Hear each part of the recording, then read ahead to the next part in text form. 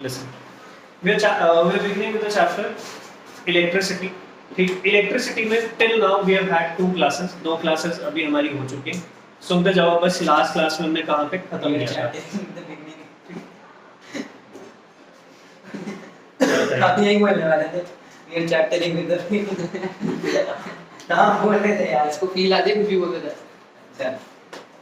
चलो listen. और last जो हमारी पिछली क्लास थी उसमें हमने ये डिस्कस किया था ओम्स लॉ क्या होता है. सर मैं नहीं था. बता रहा हूँ तो भी तो सुन ले जो नेसेसरी चीज है उसको सुनते रहो. ठीक है, हमें आज वाली क्लास समझ में आए. ठीक है, ओम्स लॉ ही कंटिन्यू हो रहा है आज वाली क्लास में. पिछली क्लास में हमने बस ओम्स लॉ की इंट्रोडक्शन पढ़ी थी. सुनते रहो. ओम्स लॉ क्या है? ओम्स लॉ ये कहता है कि अगर हमें कोई दो जगह दिखती है, एक जगह लिखा है डेंजर 220 वोल्ट, दूसरी जगह लिखा है डेंजर 440 वोल्ट. ठीक, तो which of them is more dangerous? Obviously this. ठीक है, अगर मैं तुम्हें 220 पे फेंकूं या 440 पे फेंकूं, 440 में ज्यादा मजा आएगा. दोनों ठीक है. मरना तो है लेकिन मुझे तो 440 में ज्यादा सेटिस्फैक्शन आएगी ना तुम्हें फेंक के. ठीक, सिंपल सी बात है. जहां पे वोल्टेज ज्यादा वहां पे करंट भी ज्यादा. ठीक है, सिंपल सी एक बात है. जहां पे वोल्टेज ज्यादा वहां करंट भी ज्यादा. इतना तो तुम्हारा भी दिमाग चलता है. ठीक, इसी चीज को बस थोड़ी फैंसी लैंग्वेज में लिख दिया. इसको हम ओम्स लॉ बोलते हैं कि अगर पोटेंशियल डिफरेंस, वोल्टेज को हम पोटेंशियल डिफरेंस बोलते हैं. ठीक है, अगर पोटेंशियल डिफरेंस ज्यादा होगा तो करंट भी ज्यादा होगा. ठीक है, तो इसी को हमने कैसे लिखा था? इसको हमने लिखा था कि it states that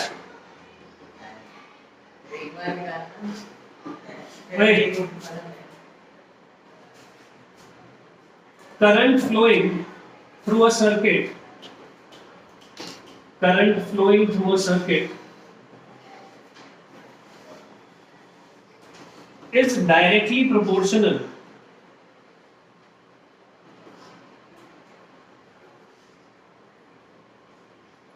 to the potential difference applied across the circuit.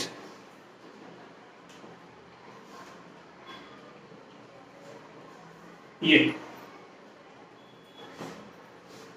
कि पोटेंशियल डिफरेंस जितना ज्यादा होगा, पोटेंशियल डिफरेंस को डिनोट करते हैं बाय द सिंबल V. साथ साथ लिखते जाना ये सब लोग. ठीक है, potential difference denoted by the symbol V is directly proportional to I current.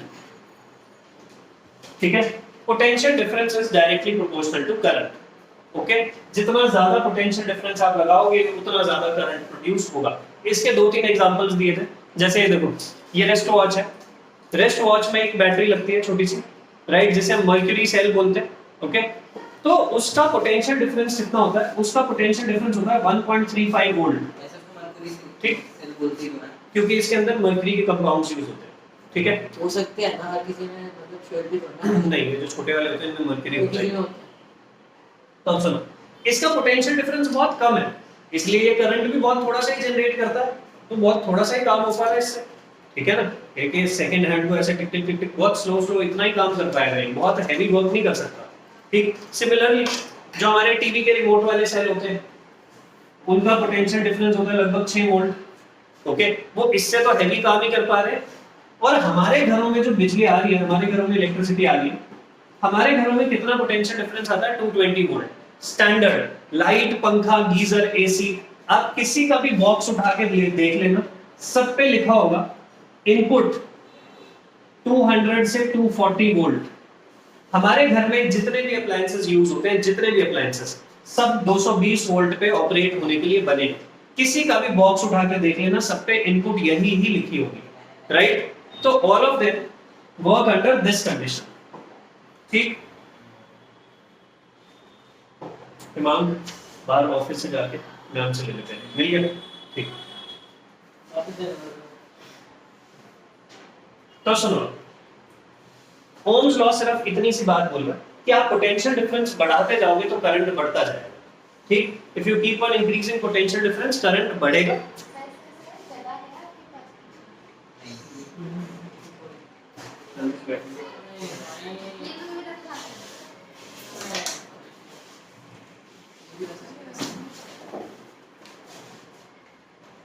सुनो, अब ये जो प्रोपोर्शनैलिटी साइन है, दिस प्रोपोर्शनैलिटी साइन, हम इसको जब भी हटाते हैं प्रोपोर्शनैलिटी को, we put up a constant. यहां पे उस कांस्टेंट का नाम है आर, रेजिस्टेंस। वैसे तो ये प्रोपोर्शनैलिटी कांस्टेंट है, वैसे तो this is a proportionality constant, पर हम इसको बोलते हैं रेजिस्टेंस। ये, और इसकी यूनिट है ओम्स। ये दिस इज द साइन। अब इन जनरल रेजिस्टेंस का क्या मतलब होता है? किसी चीज को रेजिस्ट करना मतलब रोकना, यही मतलब होता है रेजिस्टेंस का। लिसन, क्या है कि बेटा 100% एफिशिएंसी ना कभी किसी काम में होती ही नहीं। Okay, you can not do anything with 100% efficiency. For example, आप बोलो कि मैं कल सेल्फ स्टडी कर रहा था, मैं 4 बजे से 6 बजे तक पढ़ा सर, मैं 2 घंटे 120 मिनट पूरे पढ़ा हूं, 1 मिनट भी वेस्ट नहीं हुआ। ऐसा हो ही नहीं सकता, ठीक है, right? This just can not happen. आप ऑब्वियसली डिस्ट्रैक्ट होते हो, माइंड डाइवर्ट होता है। इसका उल्टा हो सकता है कि आपने 2 के 2 घंटे वेस्ट कर दिए, है ना? ये तो हो ही सकता है। क्या कह रहे हैं? जो भी कह रहा है तुम मत बोल, नहीं बोलने लायक। हाँ बस फिर मत बोल, ठीक है? चलो, तो सिंपल सी बात ये है कि 100% एफिशिएंसी नहीं होती है किसी भी चीज में। तो अगर हमारा जो इलेक्ट्रिसिटी बोर्ड है वो अपने ऑफिस से हमारे घर तक सपोज 100 जूल इलेक्ट्रिकल एनर्जी भेज रहे हैं, ठीक है, तो ऐसा नहीं है कि 100 जूल की 100 जूल हमारे घर तक पहुंच जाएगी। रास्ते में एनर्जी लॉस होगा ही होगा। उन्होंने 100 जूल भेजा था वहां से, हमारे घर तक आते आते 90 जूल पहुंचेगा, 10 जूल रास्ते में ही ऐसे वेस्ट हो जाएगा। तो पेट्रोल या नहीं? काइंड ऑफ, ठीक। सी, क्या होता है, electrical appliances you have seen कि हीट अप होते हैं, गर्म हो जाते हैं। उनका काम हीट अप होना थोड़ी है, okay? Electrical appliances heat up हो ही जाते हैं, पर उनका काम हीट अप होना नहीं है, ठीक? चाहे आप कुछ भी देख लो, फोन का चार्जर देख लो, फ्रिज की दीवार देख लो, एसी का तो तुम्हें पता ही है कि वो हीट रिलीज करता है, ठीक है? उसकी एक एग्जॉस्ट यूनिट होती है, या फिर विंडो एसी तो साथ के साथ पीछे से हीट रिलीज कर रहा होता है, ठीक है? माइक्रोवेव का तो काम है, माइक्रोवेव का काम है हीट रिलीज करना। तो जितने भी इलेक्ट्रिकल अप्लायंसेस हैं सब हीट रिलीज करते हैं, तो ठीक मिक्सी है? होना करती है। मिक्सी नहीं होती। कभी उसकी मोटर को हाथ लगा के देखिए जब वो चल रही होती है, सीरियसली। ठीक है?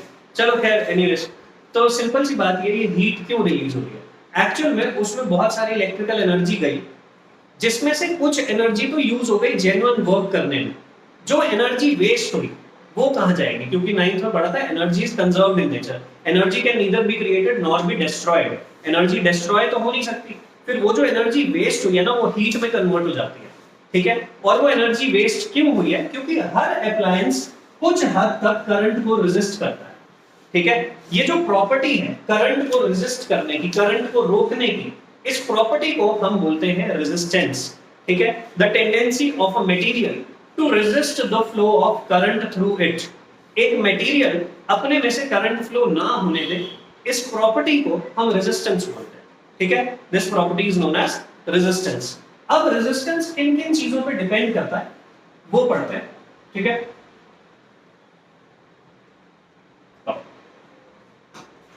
तो पहले तो लिखते हैं कि रेजिस्टेंस क्या है।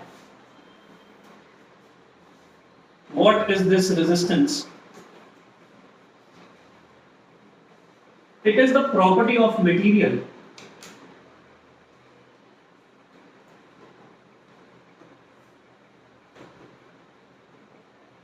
to resist the flow of current through it.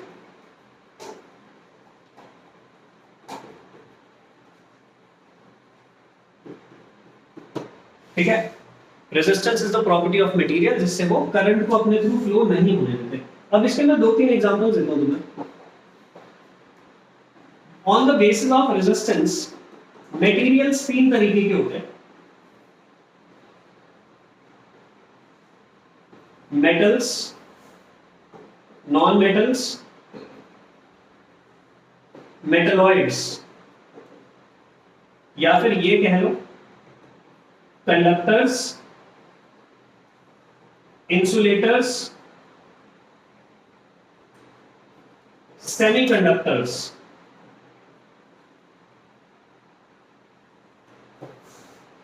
Metals वो हैं जो इलेक्ट्रिसिटी कंडक्ट कर देते हैं, रोकते ही नहीं है करंट को। ऐसा कहना गलत है कि रोकते ही है, या फिर ये कह लो कि इनकी रेजिस्टेंस बहुत ही कम है, मोस्टली ये करंट को जाने ही देते हैं, वेरी लो रेजिस्टेंस, इनमें से करंट बहुत ज्यादा फ्लो हो जाता है, ठीक है। नॉन मेटल्स बिल्कुल ही नहीं फ्लो होने देते, वेरी हाई रेजिस्टेंस, ठीक। सेमीकंडक्टर, ये थोड़े थोड़े कंडक्टर है, थोड़े थोड़े इंसुलेटर है, करंट को जाने देते हैं लेकिन बहुत ज्यादा नहीं। यही तो मतलब है, कंडक्टर और इंसुलेटर के बीच में इनकी प्रॉपर्टीज लाया करती हैं, मेटल और नॉन मेटल के बीच में इनकी प्रॉपर्टीज लाया करती हैं। सेमीकंडक्टर्स हैव मॉडरेट रेजिस्टेंस,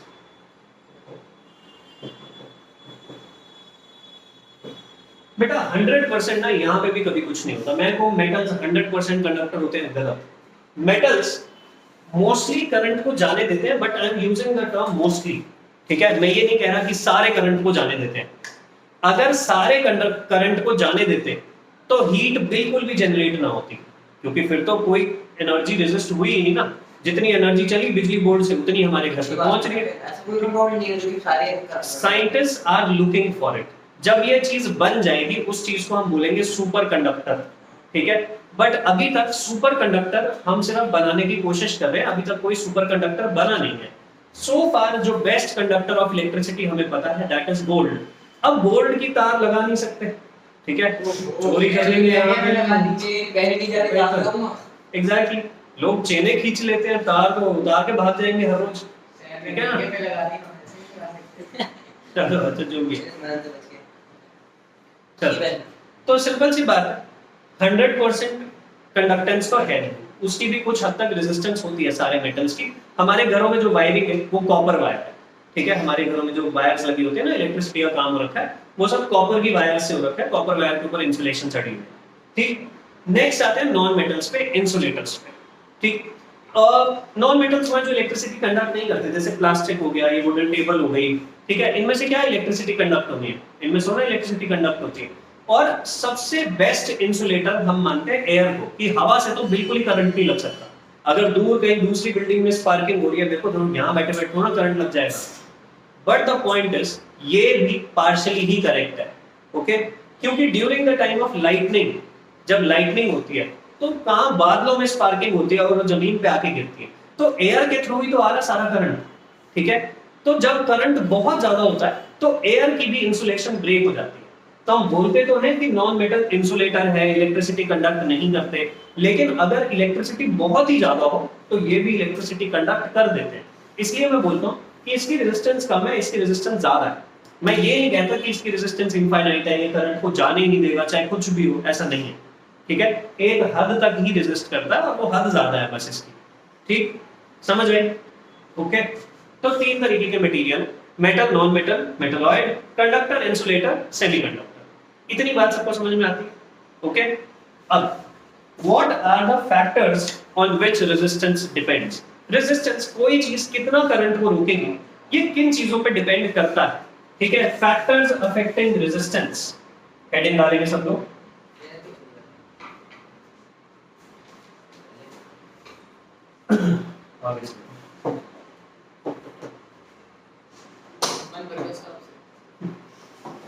तेरे बोलते की ऐसी है। फैक्टर्स अफेक्टिंग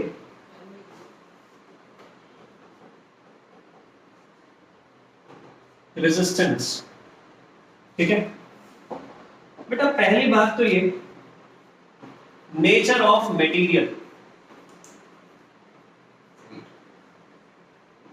जिसे हम रेजिस्टिविटी बोलते हैं। Different materials have different resistivities. This is denoted by the symbol rho. ठीक है, RHO, इसे रो बोलते हैं, ठीक है। समझ ले रहे सुनो, क्या है, मान लो कल को तुम बड़े हो जाते हो, घर वाले तुम्हें समझदार समझ लेते हैं, ठीक है। तो ये चीज मान ही सकते हैं। हाँ मतलब मान तो सकते ही है ना कि हो सकता है कोई दिन ऐसा आए घर वाले तुम्हें समझदार समझ लें, ठीक है, और तुम्हें कहे बेटा घर के लिए एसी चाहिए, तू समझदार है, जा घर के लिए एसी खरीदा। कभी तो ऐसा चीज होगा लाने के लिए पैसे ऑनलाइन करते हैं कि मैं ना बचा। मम्मी समझदार हो गई। चलो ठीक है, अगर घर वाले ऐसा करते हैं तो मुझे लगता है वो समझदार नहीं है, ठीक है। तो सुनो, पर मैं तुम्हें एक चीज बताता हूँ कि जब हम एसी खरीदने जाते हैं, how do we buy an AC. सबसे पहले हम लोग अपना यूज देखते हैं कि हमें एसी कहाँ के लिए चाहिए, हमें ड्राइंग रूम के लिए चाहिए, बेडरूम के लिए चाहिए, कहाँ के लिए एसी चाहिए। जो ड्राइंग रूम का एसी है, वॉशरूम के लिए एसी चाहिए, हाँ ठीक है, राइट, मे भी चाहिए उसको, क्या कह सकते हैं, ठीक है। अच्छा बस प्लीज सुनते जाओ। किचन तो एक तो यूजेज देखते हैं, अब जैसे सपोज हमें यहाँ के लिए ले, इंस्टीट्यूट के लिए ले, ठीक है, तो ठीक है, तो यहाँ का जो यूसेज है वो हमारे घर के यूसेज से बहुत अलग है, ठीक है। अब जैसे जो तुम्हारा रूम है, तुम लोग रात को एसी चलाते हो, चला के सो जाते हो, सुबह उठते हो, 10-10 12-12 घंटे लगातार एसी चलता है, ठीक है। यहाँ थोड़ी है, यहाँ तो आप एक पर्टिकुलर टाइम इंटरवल के लिए आते हो, बाकी टाइम फिर बंद रहता है, ठीक है। तो यहाँ पे कहना तब भी नहीं। बस 2 मिनट चलता है। यहाँ पे जो है यूजेज मुझे किस हिसाब से चाहिए कि मुझे दिन में 4 से 5 घंटे या 6 घंटे चलाना है। घर पे मेरे को दिन में 12 घंटे चलाना है या 12 से ज्यादा भी हो सकता है, तो यूजेज डिफरेंट है। तो जब यूजेज हमारी बहुत ज्यादा होती है तो हम प्रेफर करते हैं 5 स्टार एसी ले लेते हैं, ठीक है, कि वो कम बिजली खाएगा, राइट। इसमें तो चलना ही बहुत कम है, तो इसमें मैं क्या बिजली बचाऊंगा, राइट। एक चीज तो हम ये देखते हैं कि हम कितने स्टार वाला एसी खरीद रहे हैं, ठीक है। सेकंड देखा जाता है कितना पावरफुल एसी खरीदना है। अगर आप अपने हॉल के लिए खरीद रहे हो कि बहुत बड़ा एरिया, ठीक है, तो आप 2 टन का एसी खरीदते हो। अगर आप रूम के लिए खरीद रहे हो तो आप 1.5 टन का एसी खरीदते हो। अगर आप बहुत छोटे से ऑफिस वॉशरूम के लिए खरीद रहे हो, ठीक है, तो आधा टन इज आल्सो सफिशिएंट, ठीक है, राइट। बाकी पंखा तो भूल लेके घूम ही रहा है तू, यार अभी तुमसे बड़ी पंखा ही नहीं है। वो तो हाथ में लेके घूम रहा पंखा, ठीक है। कूलर देगा, कूलर अक्सर कभी। चलो अच्छा, एनीवेज, ठीक। तो यूजेज के हिसाब से देखते हैं। तो मान लो आप अपने घर से ब्रांड सेलेक्ट करके गए कि मुझे जिस भी ब्रांड का खरीदना है, वोल्टास, वो जनरल वॉटेवर, ठीक है, रॉयल एनफील्ड के एसी। चलो सुनो, तो सुनो, सिंपल सी बात है, सपोज आप एसी खरीदने जाते हो, आप वहां जाते हो शोरूम पे, वो पूछता भाई आपको कौन सा एसी चाहिए, आप उसको ब्रांड बताओगे कि मुझे इस ब्रांड का एसी चाहिए, मुझे टन बताओगे उस बंदे को कि आपको 1.5 टन का एसी चाहिए, 2 टन का या व्हाटएवर, आप उसको स्टार बताओगे कि स्टार रेटिंग कितनी चाहिए, 3 स्टार वाला चाहिए, 5 स्टार वाला चाहिए। ये दहेज में देना, कौन सा सस्ता वाला देगा। मैं कह रहा इसी ये देख, इसको पता है कि इसके साथ दहेज ही जाएगा, ऐसे कोई नहीं एक्सेप्ट करेगी इसको, ठीक है। चलिए खैर, ये एक्सेप्ट कर लेगा तेरे को, मैं इसे एक्सेप्ट कर रहा, ये गलत करेगी। चलो अच्छा, लीव चलो। तो सिंपल सी बात है, जब आप ये 3 चीजें बता देते हो ना, उसके बाद अरे लिसन, सपोज आपकी जो प्रेफरेंस है, सुन ले, ये काम की चीज है। सपोज आपकी जो प्रेफरेंस है, आपने बोल दिया बंदे को जाके मुझे वोल्टास का एसी चाहिए, मुझे 1.5 टन में चाहिए और मुझे 5 स्टार चाहिए, ठीक। तो आपने सब कुछ ही बता दिया, बस आपने सब कुछ ही बता दिया कि मेरे को तो ये वाला एसी चाहिए, विंडो और स्प्लिट भी बता दिया, विंडो चाहिए या स्प्लिट चाहिए, ठीक। फिर भी ये बंदा तुम्हें ऑप्शन देता है, ठीक है, क्योंकि विंडो एसी विंडो पे लगता होता है ना, ये विंडो यहाँ पर रह सकता है। ठीक, फिर क्या है, सही है, नहीं लगता। लिसन, उसको स्क्वायर होता है। 2 मिनट चुप रहो। अब तुमने उसको सब कुछ बता दिया, मुझे ये चाहिए, इसके बाद भी वो तुम्हें 2 एसी दिखाता है, दोनों वोल्टास के, दोनों 1.5 टन के, दोनों 5 स्टार है, दोनों विंडो एसी है। एक है 42,000 का, एक है 45,000 का, 42,000 का। ठीक है।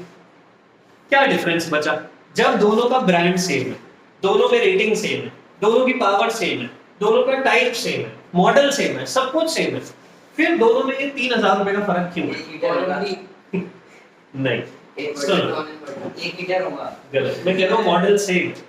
Listen, so the point is, अभी भी फर्क इसलिए है क्योंकि इसके बाद भी एक डिफरेंस बचता है एसीज में कि वायरिंग कौन सी है। एक आता है कॉपर वायर वाला एसी, एक आता है एल्युमिनियम वायर वाला एसी। ठीक है।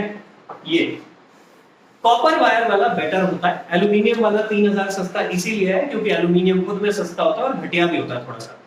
कॉपर और एल्यूमिनियम के कंपैरिजन में एल्यूमिनियम की रेजिस्टिविटी ज्यादा होती है कि ये ना इलेक्ट्रिसिटी को रेजिस्ट करता होता है, ठीक है।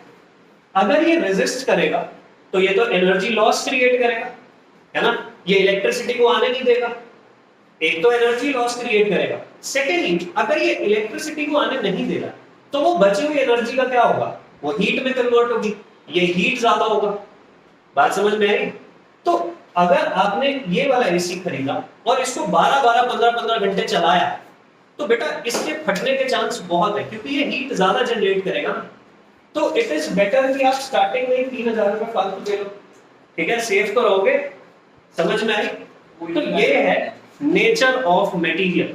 समझ आई कि एल्यूमिनियम की वायरिंग यूज कर रहे हो या कॉपर की वायरिंग यूज कर रहे हो, इस फैक्टर को बोलते हैं रेजिस्टिविटी। अलग अलग मटेरियल की अलग अलग टेंडेंसी होती है to resist the flow of charge through it, ठीक है। Different materials have different tendencies to resist flow of charge through it. This property is known as resistivity. Sir आपने वो क्या बनाया? RHO से बना। रो ये बनाया, ये RHO, इसे रो बोलते हैं, सिंबल ऑफ रेजिस्टिविटी। रेजिस्टिविटी को ऐसे डिनोट करते हैं, ठीक है। साइन का नाम रो। दिस ये रो से पहले ये क्या है? ये इसका सिंबल है, बता तो रहा हूं, ये दिस इज द सिंबल। दो डॉट है वो। अच्छा बस लिख। तो हमें समझ में आया कि डिफरेंट मटेरियल्स की डिफरेंट टेंडेंसी होती है करंट को रोकने की, ठीक है। डेफिनेशन पे जाओगे रेजिस्टिविटी क्या है, तो अभी के लिए डेफिनेशन लिख रहा हूं, समझाता हूं अभी मोमेंट में कि it is the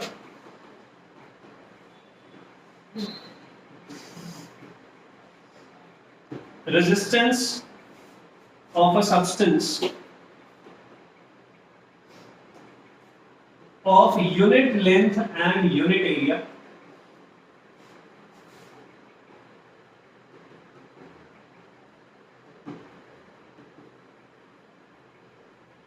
it depends on nature of material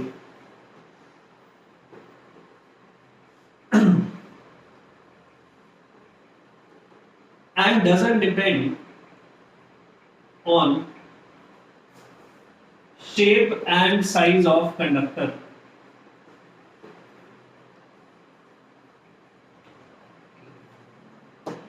ठीक है, it depends on nature of material, nature of material पे डिपेंड करता है, shape and size of conductor पे डिपेंड नहीं करता है, ठीक। अभी अगले जो फैक्टर्स हैं, अगले फैक्टर्स कुछ इस तरीके से हैं, पढ़ ले, पेपर में आ रहे थे। तो उससे आप ना पहली क्लास की कोई चीज पूछ लो ना, मान लो वही का। अच्छा बस मैग्नीशियम इफेक्ट्स एक दे दो जाके 2 घंटे तो बस देखना, बोलो से देख लो क्या यस सर, अब ओरिजिनल है ये गवार मेरे ही है। बस क्यों पंगे ले रहे हो? अरे सर ये देखो। Listen, the next factor, the second one, is the length of conductor. दो सर्किट्स बनाता हूं, ठीक है। सपोज एक सर्किट ये स्विच बैटरी लेवल कर दो, कितनी पता चलेगा। बल्ब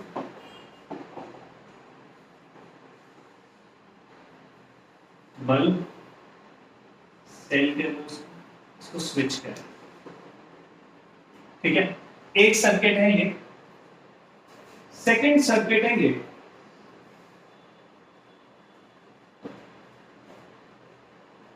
जो वायर है वो कुछ इस तरीके से,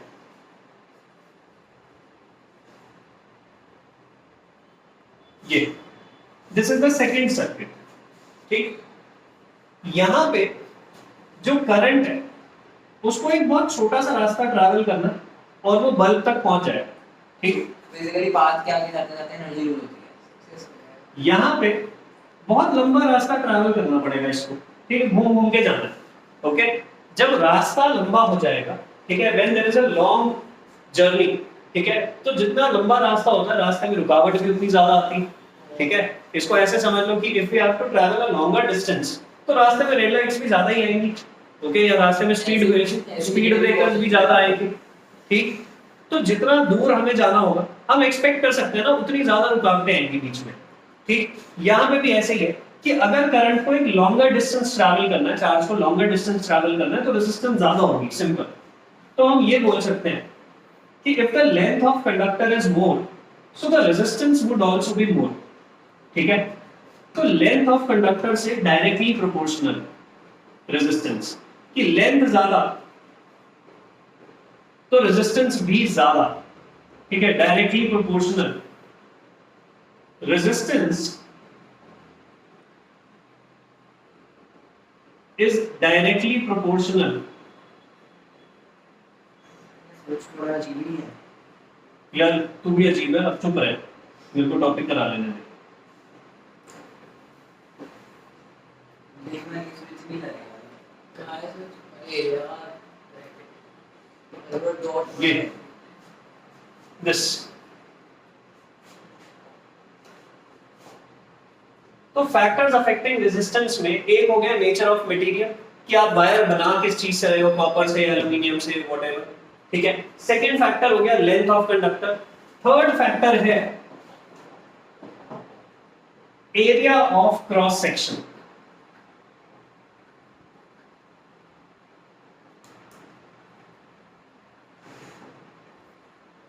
हिमान, वायर की शेप क्या होती है mathematically? What shape is a wire? Straight line. क्या बोलते हैं उसको? सिलेंडर। सिलेंडर, ठीक है। Wire is cylindrical in shape, ठीक है। वायर किस शेप के? सिलेंड्रिकल शेप के। तो ये जो ये वाला चीज है ना, suppose this is a wire, okay, suppose this is a wire, तो जो ये वाला एरिया जिसके थ्रू चार्ज ने पास होना है, ये सर्कल, इसे बोलते हैं एरिया ऑफ क्रॉस सेक्शन, ठीक है। ये this is known as area of cross section. तो बेटा अगर मैं एरिया ऑफ क्रॉस सेक्शन के हिसाब से चलूं तो दो तरीके की वायर होती है। एरिया ऑफ क्रॉस सेक्शन के हिसाब से चलूं तो there are two types of wire. Thin wire, बहुत पतली वायर, थिक वायर, देखना क्या thin wire. Thin wire and thick wire, ठीक। पतली तार, मोटी तार। तुम्हें क्या लगता है कि इनमें से कौन ज्यादा करंट को रेजिस्ट कर लेता होगा? ठीक है, थिक वायर, ठीक है। ऐसे ही चलता है बेवकूफ लोगों का दिमाग, ठीक है। उन्हें लगता है मोटा है तो ज्यादा जान होगी, ज्यादा करंट को रोकेगा, ठीक है। गलत। सुनो इधर, लिसन, यहाँ पे बहुत थोड़ी सी जगह है चार्ज के निकलने के लिए, और यहाँ पे बहुत सारी जगह है चार्ज के निकलने के लिए, ओके। ऐसे समझो एक सिंगल लेन रोड है और एक 6 वे हाईवे है, ठीक है। एक चौड़ा रोड है और एक पतला सा रोड है, गली है। किसमें से एक साथ ज्यादा ट्रैफिक निकल पाएगा? इसमें से निकल पाएगा ना, इसमें जगह ज्यादा है, इसमें एक साथ बहुत सारा चार्ज निकल जाएगा, उसमें जगह ही थोड़ी सी है, कैसे चला जाएगा एक साथ बहुत सारा चार्ज, ठीक है। तो इनफैक्ट जो पतली वायर है वो कम करंट जाने देती है, मोटी वायर से बहुत सारा करंट एक साथ निकल जाता है, क्योंकि जगह इतनी है, वहां पे जगह ही नहीं है करंट के निकलने की, ओके। तो मोटे लोगों को बस सुनना ही नहीं मैंने। Thin wire has higher resistance, whereas thick wire has a lower resistance, ठीक है। तो मैं ये बोल सकता हूं एरिया ऑफ क्रॉस सेक्शन जो है वो इनवर्सली प्रोपोर्शनल है,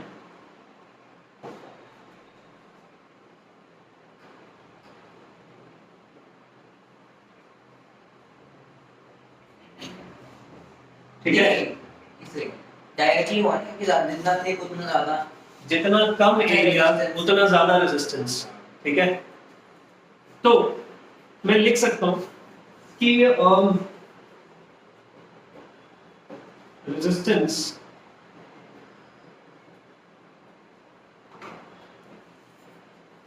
is inversely proportional to area of cross section.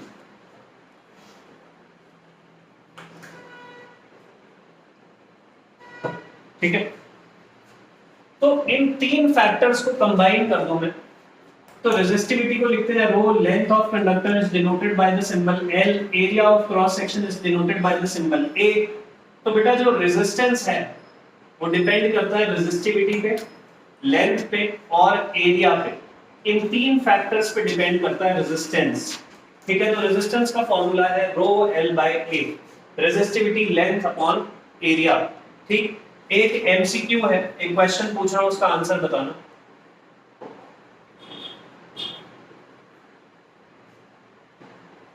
Which of them has the greatest resistance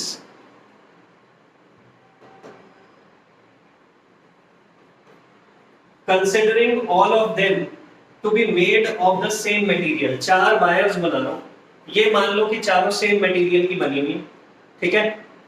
तो अब बताना इनमें से कौन है जिसका रेजिस्टेंस सबसे ज्यादा है।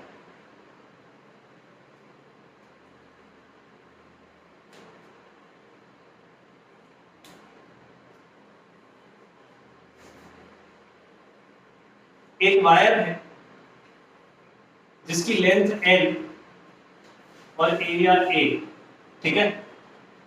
दूसरी वायर है, उसका एरिया इसके कंपैरिजन में 4 टाइम्स है, 4A, और लेंथ हाफ है। एक तीसरी वायर है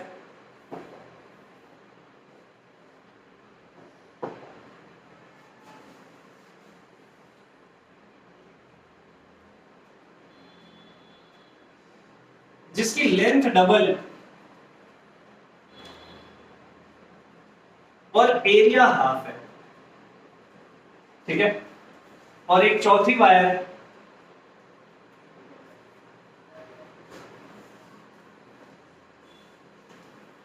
लेंथ इसकी भी L ही है, लेकिन जो एरिया है वो है 2A, ठीक।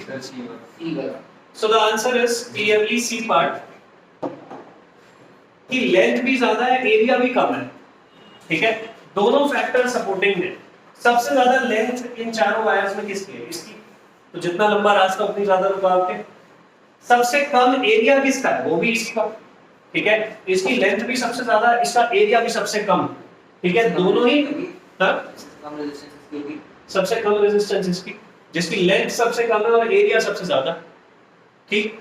समझ में आई? These are the factors that affect resistance. Yes, समझ में आता सब लोगों को? ठीक है, गुड विद दिस, ठीक है, बढ़िया। लिख लो इसको।